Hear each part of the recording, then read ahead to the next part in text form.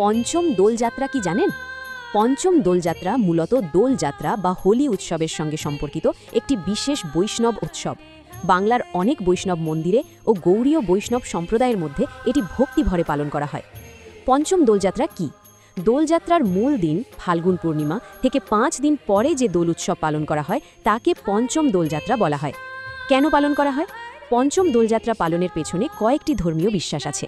শ্রীকৃষ্ণ রাধার দোল লীলা স্মরণে ভক্তরা বিশ্বাস করেন বৃন্দাবনে শ্রীকৃষ্ণ ও রাধা দোল পূর্ণিমার পরও কয়েকদিন ধরে রং ও দোলের লীলা করেছিলেন।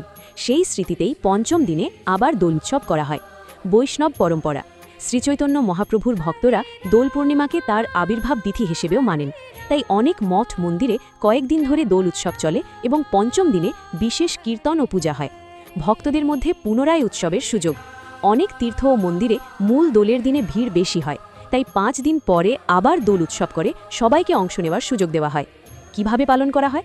রাধাকৃষ্ণের বিগ্রহকে দোলায় বসানো হয়, আবির ও ফুল দিয়ে পূজা করা হয়, হরিনাম সংকীর্তন ও ভজন হয়, ভক্তদের মধ্যে প্রসাদ বিতরণ করা হয়। সহজভাবে বললে পঞ্চম দোলযাত্রা হল দোল পূর্ণিমার 5 দিন পরে রাধাকৃষ্ণের দোল লীলা স্মরণে পালিত একটি বৈষ্ণব উৎসব। ভিডিওটি ভালো লাগলে একটি লাইক করো আর এক্ষুনি চ্যানেলটি সাবস্ক্রাইব করো এরকম ভিডিও প্রত্যেক দিন দেখার জন্য। ধন্যবাদ।